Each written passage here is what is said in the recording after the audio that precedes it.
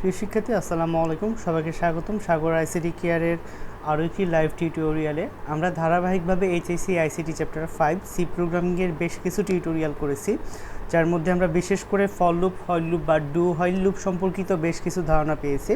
আমরা সেই ধারণাকে কাজে লাগিয়ে আজকে যেটি করতে যাচ্ছি সেটি হচ্ছে আমরা ছোটোকাল থেকে একটি গাণিতিক বিষয়ের সাথে পরিচিত, সেটি হচ্ছে নামতা।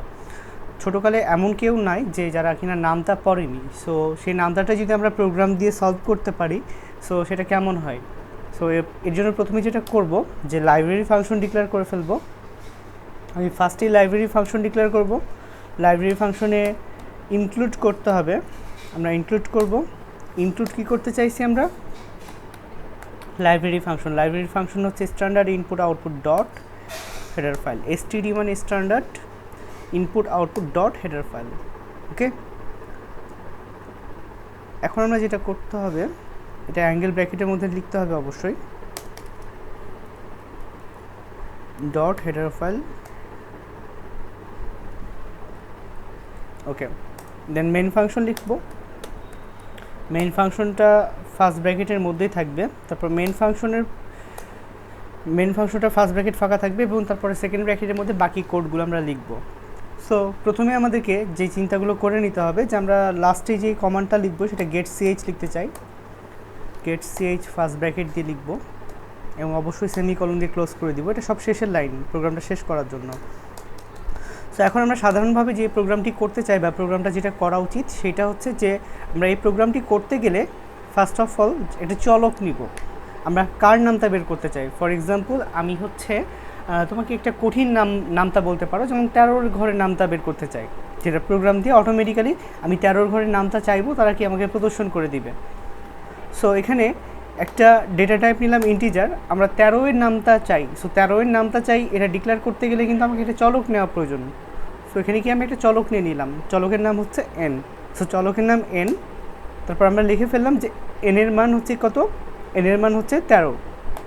ঠিক আছে, এবার এরপরে আরেকটা কাজ করা লাগবে, সেটা হচ্ছে দেখো এনের মানকে 1 দিয়ে গুণ করতে হবে, 2 দিয়ে গুণ করতে হবে, 3 দিয়ে, এভাবে অসংখ্য পর্যন্ত গুণ করতে হবে।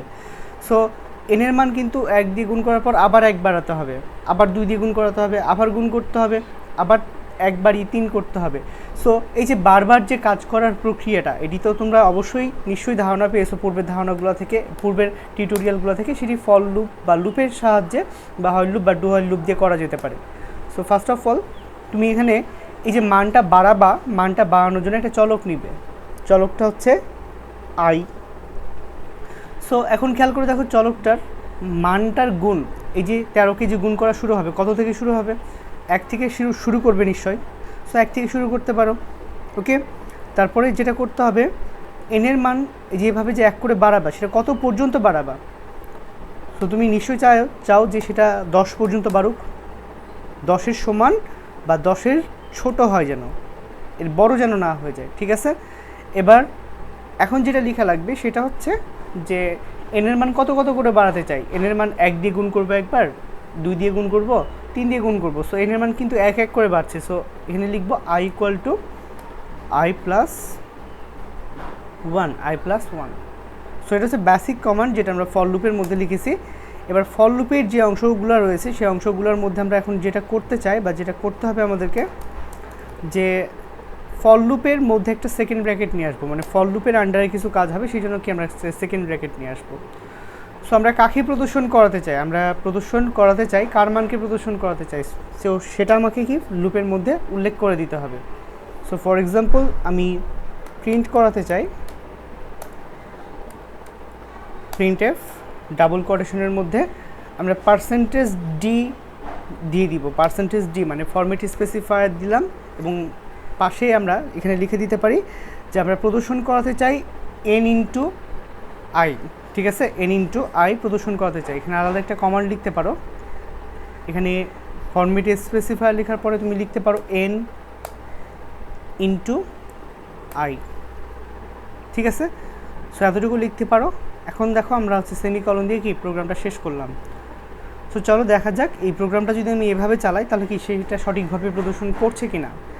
সো আমরা ফার্স্ট অফ অল বিল্ড এবং রান অপশনে ক্লিক করব। আমরা এই অপশনে ক্লিক করার পর দেখছি যে এখানে কোনো না কোনো একটা কিছু ভুল হয়েছে। ভুল হয়েছে এই জায়গাটাতেই, যে আমরা এখানে আই নামক যে চলকটা নিয়েছি সেটা কিন্তু এখানে ঘোষণা করিনি। সো এখানে ঘোষণা করতে হবে আই নামক চলকটি, যেখানে আমরা ডেটা টাইপ নিয়েছিলাম। আমরা আবারও বিল্ড এবং রানে যাই। বিল্ড এবং রানে গেলে কম্পাইলার সেটাকে রিড করবে। রিড করার পরে কি আমাদেরকে ফলাফল প্রদর্শন করবে। সো খেয়াল করে দেখো ফলাফল প্রদর্শন করছে, আসলে এখানে ফলাফলটা প্রদর্শন করেছে বাট বোঝা যাচ্ছে না যে 13, 26, 13 একে 13, 13 দুগুণে 26, 3 13 39, হ্যাঁ 4 13 52। সো এই জিনিসটা যেন বোঝা যায় সেই জন্য কী করতে হয়, পার্সেন্টেজ ডি এর পরে একটা ব্যাকস্ল্যাশ এন দিতে হয়। কী দিতে হয়? ব্যাকস্ল্যাশ এন দিতে হয়। ওকে, এবং তুমি যদি চাও যে সে মানটা আয়ের মানটা 0 থেকে প্রদর্শন করবে, 13 × 0, 13 × 1, এবং সেটা প্রদর্শন করবে 20 পর্যন্ত। সো সেটা কি তুমি দিতে পারো। চলো আবারও রান করে দেখা যাক। এবার দেখো ফলাফলটা দেখতে নিশ্চয়ই সুন্দর লাগবে। দেখো প্রদর্শন করতে শুরু করেছে, 13 × 0, 0 হয়েছে, 13 একে 13, 13 দুগুণে 26, 3 13 39, এভাবে কি প্রদর্শন করতে করতে সেটা কি 20 পর্যন্ত প্রদর্শন করেছে। এই যে আমরা যেটা দেখতে পাচ্ছি সেই চার্ট থেকে তোমাদেরকে দেখাই, সেটা কিন্তু কি 20 পর্যন্ত প্রদর্শন করেছে। 13কে 20 দ্বারা গুণ করলে 260 হয়। সো কি সে ফলাফলটা আমরা দেখতে পাচ্ছি। বাট আমরা নামটা ছোটোকালে বই যেভাবে দেখে এসেছি ঠিক সেরকম ফিলটা কিন্তু এখানে পাচ্ছি না। সো সেটা আনবো, সেটা আনার আগে আমি তোমাকে আরেকটা জিনিস শেখাবো। তোমরা অনেকে মনে করতে পারো যে আমরা প্রিন্ট এফের মধ্যে কেন কমান্ডটা লিখলাম, আমরা কি আলাদাভাবে লিখতে পারতাম না? এখানে কি আমরা আলাদাভাবে এখানে লিখতে পারতাম না যে n × 1, n ইন্টু সরি 1 বলছি আই, আমরা কি এটা লিখতে পারতাম না? লিখতে পারতাম নিশ্চয়ই, কিন্তু কি খেয়াল করে দেখো n × i যদি লিখতাম তাহলে এখানে এই গুণ করার পর গুণফলটা রাখার জন্য এখানে আমাকে আরেকটা চলক নেওয়া লাগতো। হ্যাঁ, যেমন গুণফল বলতে মাল্টিপল m নামক একটা চলক নিতে হতো। এখানে সেই m নামক চলকটা ঘোষণা করতে হতো, মানে আরেকটা চলক নিতে হতো, নিয়ে কাজ করতে হতো। এখানে প্রদর্শন করার সময় আবার কি m কে প্রদর্শন করতে হতো। এভাবে কি কমান্ডটা আমরা লিখতে পারতাম। ঠিক আছে, তো চলো আমরা একটু বিল্ড এবং রানে গিয়ে আবারও ক্লিক করি, দেখা যাক ফলাফলটা ঠিক আগের মতন প্রদর্শন করছে কিনা। দেখো ফলাফলটা ঠিক কি আগের মতনই কি প্রদর্শন করছে। হ্যাঁ, সো টেন্সড হওয়ার কোনো কারণ নাই। আসলে এখানে আরেকটা ভ্যারিয়েবলের জন্য জায়গা আমি নিতে চাইনি বিধায় কিন্তু কি আমি ওখানেই গুণ করে ফেলেছি এবং ওটাকেই গুণফলটাকেই প্রদর্শনের সরাসরি ব্যবস্থা করে দিয়েছি। সো যেটা বলছিলাম যে বই আমরা যেভাবে দেখে অভ্যস্ত 5 × 1 = 5, এই ফরমেশনটা যদি আমরা আনতে চাই তাহলে আনতে চাইলে কী করতে হবে, আমাদেরকে প্রিন্ট এফের মধ্যে একটু পরিবর্তন আনতে হবে। প্রিন্ট এফের মধ্যে পরিবর্তনটা আমি জাস্ট তোমাদেরকে বলে দেখাচ্ছি যে ফার্স্টে পার্সেন্টেজ ডি। আসলে তার আগে আমি একটু সেই ফরমেশনসগুলো তোমাদেরকে একটু দেখাই দিই নিচের লাইনে, যে আমরা ছোটোকালে কীভাবে করতাম। আমরা করতাম 5 গুণিত আমরা যেহেতু 13 ঘরের নামটা করছি, 13 গুণিত 1 ইকুয়াল তারপরে কত দিতাম 13 প্রদর্শন করতাম, তাই তো এভাবে প্রদর্শন করতাম। সো খেয়াল করে দেখো এই যে 13 যে ভ্যালুটা সেটার জন্য একটা পার্সেন্টেজ এই যে প্রিন্ট এফ রয়েছে, প্রিন্ট এফের মধ্যে একটা পার্সেন্টেজ ডি নিব। ওকে, এই 13-র জন্য এরপরে স্টার চিহ্নটা নিব। স্টার চিহ্নটা আমরা এখানে কি ইনক্লুড করব, এখানে আমরা একটা স্টার চিহ্ন নিলাম। ঠিক আছে, তারপরে যে এই ওয়ানটাও কি একটা, এই ওয়ানটা দ্বারা আসলে এই 13টা দ্বারা মূলত বোঝানো হচ্ছে কার মান বোঝানো হচ্ছে, এন এর মানকে বোঝানো হচ্ছে, তাই না? এবং এরপরে স্টারটা দিয়েছি, স্টারটা দেওয়ার পরে এই যে ওয়ানটা দেওয়া রয়েছে, এই ওয়ানটা বলতে কার মানকে বোঝানো হয়েছে, আয়ের মানকে বোঝানো হয়েছে। সো আয়ও তো যেহেতু আয় চলকটিও কিন্তু কি এর ডেটা টাইপ হচ্ছে ইন্টিজার। সো এখানে কি দিব, পার্সেন্টেজ ডি দিলাম। ওকে, এতটুকু দিলাম। তারপরে দেখো আমরা একটা ইকুয়াল দিব, তারপর কি দিব, আমরা একটা ইকুয়াল দিব। তারপরে আমরা কি দিব, একটা ইকুয়াল দিব। ঠিক আছে, তারপরে এই 13কে প্রদর্শন করব। 13 যেহেতু data type integer data type, 13ও যেহেতু ইন্টিজার ডেটা টাইপ, তাহলে এখানে আমরা কি করব, এখানে আমরা পার্সেন্টেজ ডি দিয়েছি। এখানে কি দিয়েছি, পার্সেন্টেজ ডি দিয়েছি। ওকে, সো এতটুকু দিয়েছি। তো এখানে তুমি যেমন ঘোষণা করেছো যে এই যে থার্ড যে পার্সেন্টেজ ডিটা সেটা হচ্ছে এমকে বোঝানো হয়েছে। কাকে বোঝানো হয়েছে, এমকে বোঝানো হয়েছে।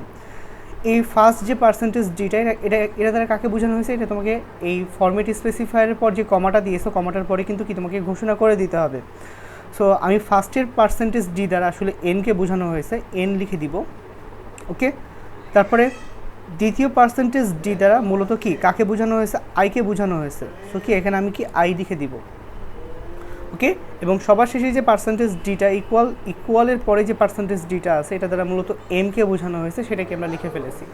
ওকে, অর্থাৎ ফরম্যাট স্পেসিফায়ার ডিক্লেয়ার করতে হবে, বাট ফরম্যাট স্পেসিফায়ার ডিক্লেয়ার করলে সেটা কোনটা ফরম্যাট স্পেসিফায়ার সেটা কি ক্রমান্বয়ে লিখতে হবে।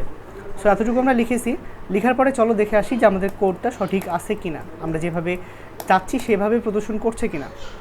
সো আমরা ফার্স্টে বিল্ড অপশনে যাব, বিল্ড এবং রানে ক্লিক করব। আমরা একটু ওয়েট করব কম্পাইলারের অনুবাদ করা পর্যন্ত। ব্যাস, খেয়াল করে দেখো খুবই সুন্দরভাবে প্রদর্শন করছে 13 গুণিত 1, 13 গুণিত 0 0, 13 গুণিত 1 13, 13 গুণিত 2 26, হ্যাঁ 13 গুণিত 3 39। সো এভাবে কি প্রদর্শন করছে, খুব সুন্দরভাবে কি প্রদর্শন করছে। ওকে, সো প্রদর্শন যেহেতু করছে, এখন আমি তোমাদেরকে এই টাইপটা একটু ভিন্ন রকম নিয়মে শেখাবো।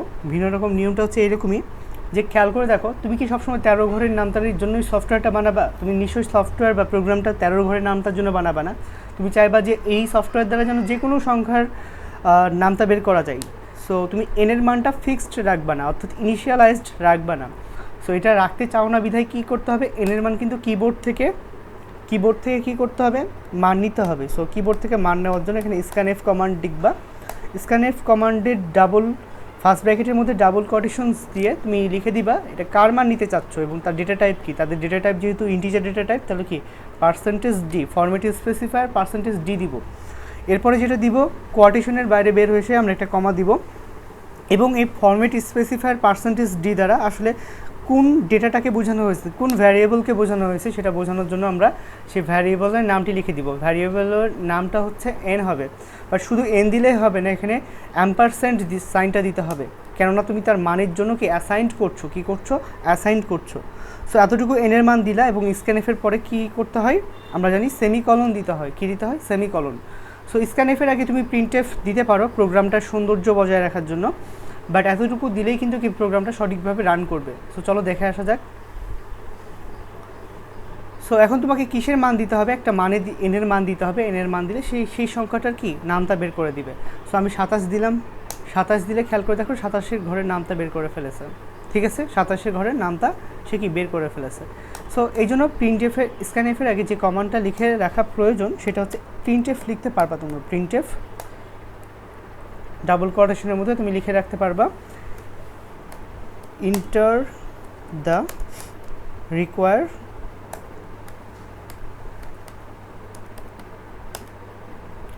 নামতা অফ আ নাম্বার। ওকে, এতটুকু লিখতে পারি, তাহলে সে মানটা নেওয়ার আগে সেইটা কত সেটা কি আমাদেরকে দেখতে চাইবে। এখানে ইকুয়াল দিয়ে দিলাম, কেননা সে মানটা দেওয়ার আগে ইকুয়ালটা কি প্রদর্শন করবে। ওকে, এখানে ইন্টার। সো চলো আবারও বিল্ড এবং রানে ক্লিক করি।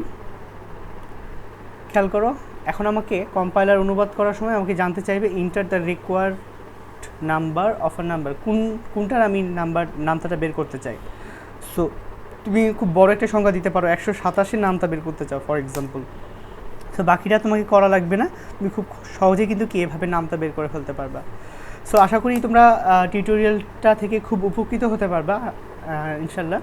সো তোমাদের যদি টিউটোরিয়ালটি ভালো লেগে থাকে তাহলে অবশ্যই কমেন্ট করে জানাবা, এবং অবশ্যই লাইক দিবা, এবং হচ্ছে সাবস্ক্রাইব যদি না করা থাকে তাহলে সাবস্ক্রাইবটি করে দিবা, এবং এটা শেয়ার করে দিতে পারো তোমাদের ফ্রেন্ডের সাথে যারা এই সম্পর্কিত কোনো ধারণা নাই, তারা কি এই জিনিসটা সম্পর্কে নতুন করে জানতে পারবে। সো আজকে আল্লাহ হাফেজ, দেখা হবে আরেকটি টিউটোরিয়ালে, সেখানে আমরা নতুন কোনো টপিক নিয়ে শিখবো।